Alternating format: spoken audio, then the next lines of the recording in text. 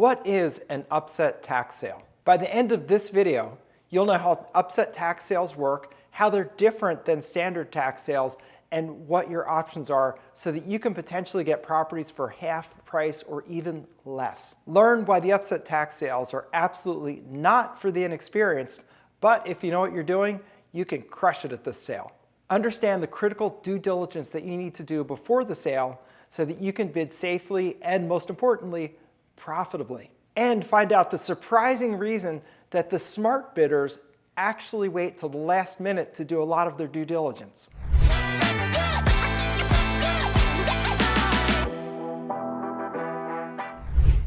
Now, these upset sales are unique to Pennsylvania. They only happen in Pennsylvania, and they happen in all the counties except for Philadelphia County, which holds something called a judicial sale that I'll talk about in a little bit. But the upset sale prices always happen in the third week in September. That's by Pennsylvania statute, so you know that it's always going to be the third week in September. One of the implications of that is you can't bid in all the counties, because all of them are having the sales in the same week, which makes that an impossible task. So what the smart bidders do is you pick a couple of geographic areas, maybe 2 or 3 counties, and you bid in those counties. Because you're going to find with this sale that you really have to dig deep with due diligence. And the big reason for that is that the upset price sale does not necessarily come free of liens and mortgages. By liens and mortgages, what I mean are mechanics liens. If someone has a judgment in the county against the homeowner, that attaches like a lien. Now, some people think that needs to be filed separately. It doesn't. If you get a judgment against someone in a county, like let's say Delaware County, Pennsylvania, any real estate that person owns in Delaware County is automatically liened. And important for you to know, that means that that lien stays on the real estate after the upset price tax sale. Now remember, I said to you that there's a big difference between the upset sale and the judicial sales. The judicial sales come free of almost all liens and mortgages and encumbrances. So if there's a mechanics lien, a mortgage, a judgment recorded in the county, any of those things, after a judicial tax sale, those are wiped off the property. So when you buy at the tax sale, you take it free and clear of those things. But when you buy at the upset price tax sale, those liens stay on the property. And the implication of that for you as a bidder is that you have to know what those liens are and the approximate amounts. Because when you buy the property, yes, you get ownership of the property, but those lien holders still have a lien on the property, which means they could come, figuratively tap you on the shoulder and say, hey, our mortgage balance is $100,000, you have to pay this off, or we're foreclosing and taking over the house. Now that wouldn't happen when you bought a rat-infested, run-down house, but if you fix that house up, or if it's a nice house, you can count on them eventually showing up. So you don't want to be in a position where you buy a house, say, oh, I got this thing for $1,000, it's amazing, but then you find out there's a $300,000 mortgage on the property, and all of a sudden the project is upside down. So what you need to do as far as due diligence at the upset price tax sale is you have to do a title search on the property, meaning to determine what liens are on the property, what are their approximate balances, so that you know that if you buy this property, you can deal with those liens successfully. Because if those liens added up to, let's use an easy figure, $100,000, well, if you're buying a house that in its as-is condition is worth $100,000, you got a terrible deal because you just paid full retail for a property at tax sale, and that's just silly. It's easier to go buy a property through a realtor, so you just go do that. But if you got that same property that was, say, worth $300,000 in its as-is condition, you bought it for $100,000, taking into consideration the liens, that's fine, because then you can contact those lien holders afterwards, negotiate some payoffs with them. You could probably negotiate a discounted payoff and be done with it. So the important difference between an upset price tax sale and all the other tax sales that happen all over the United States, which are all judicial tax sales. You won't hear them referred that way, by the way. They're just called tax sales. But the upset tax sale is a very specific animal. This is the one where you have to do title searches. And one of the issues is that these sale lists are really big. I'll have the editor pop up a sample list just so you can see it. Typically hundreds of properties. You can see it on your screen now. Just hundreds of properties that are listed for sale. When you see that, you say, well, what am I going to do? I can't do a title search on 300 properties. I mean, of course you could, but budgetarily it wouldn't make any sense to do that. So the question is, what do you do? Here's the reason that due diligence happens later in the process at upset price tax sales. You'll see that as the sale date gets closer, people start coming forward and paying off their taxes. Sometimes they enter into payment arrangements with the county. Sometimes they just pay the whole thing. Sometimes they file bankruptcy because that will put off the sale.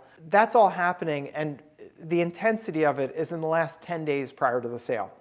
People, especially that are struggling financially, tend to pay at the last minute, because if someone's losing their house to tax sale, they're frantically searching around, asking their friends and family, hey, can you lend me some money? I'm going to lose my house. If you could spot me some money, it would be great. They're doing that, but they often put it off to the last minute. So what that means for you as a bidder, which is what we're here to talk about, what it means for you as a bidder at the sale is that you really want to wait till about 10 days before the sale and then look at the list and see what's been cut off of it. Now, thankfully, what the counties do for you is they typically just take the list and they either mark the list as removed from the sale, which you don't need to know the reason. It could be a bankruptcy, it could be paid off, whatever. It doesn't matter. It's not going to be sold. That's all you care about. So 10 days before the sale, that list has probably been cut in more than half. You probably have 40% of the properties left. So instead of 1,000 properties, now you have 400 properties. And then day by day, that list is going to drop dramatically. And by 2 or 3 days before the sale, that list is probably 15% of what it was. And so you can see why you'd be doing due diligence at the last minute, because if I started out with 1,000 properties,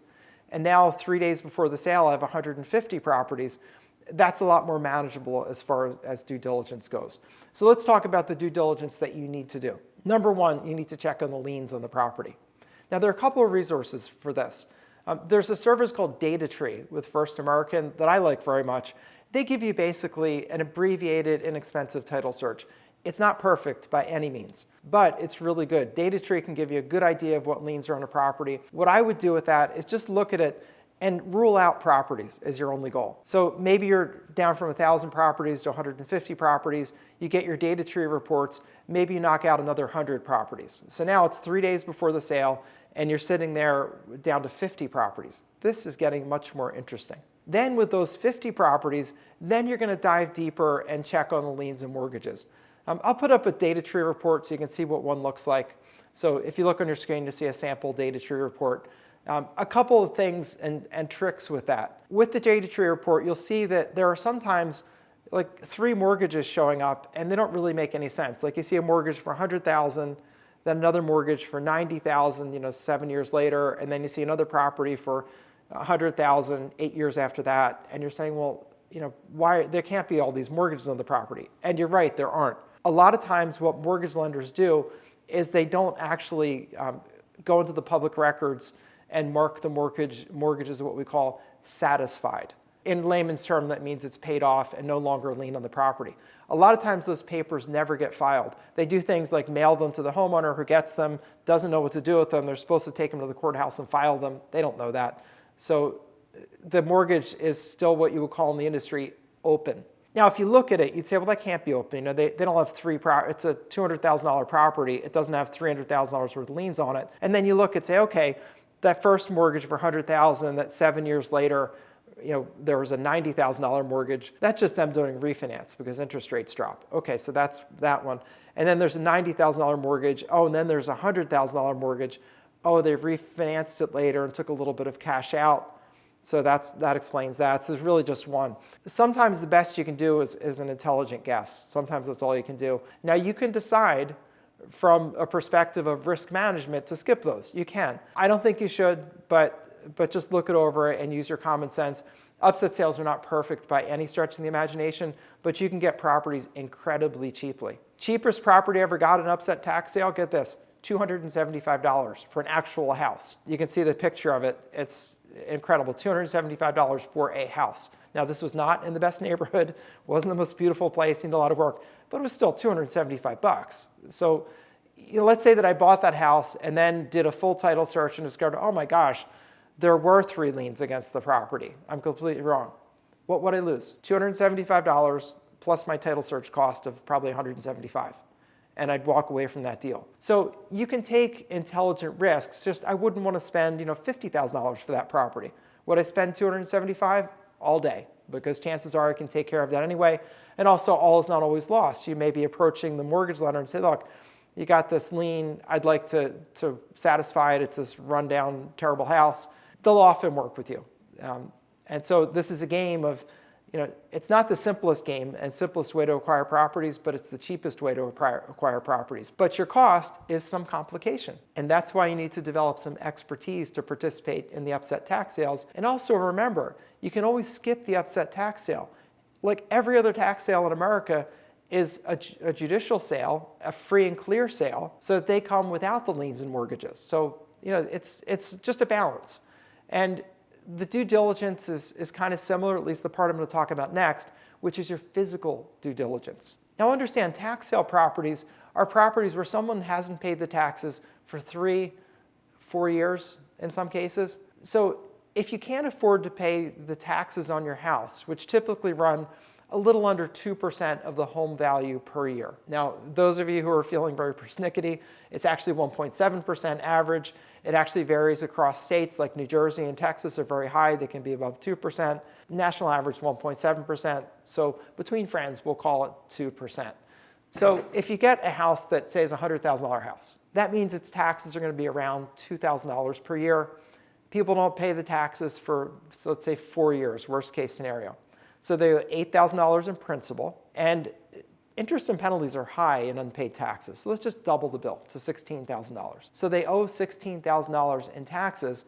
Well, that property bidding is going to start at $16,000. So wouldn't it be amazing if you could get a property for $100,000 where the opening bid is $16,000? And sometimes these properties just go to the first man or woman that bids on it. Sometimes they don't, but sometimes they do, which is why you want to be at these sales to really pick up those bargains. And look at the time. This video is getting long. I have so much that I want to share with you. You know what we're going to do? We'll split this into 2 videos because there's lots more I want to share with you. So to see the second video, just click on the link that you see up above.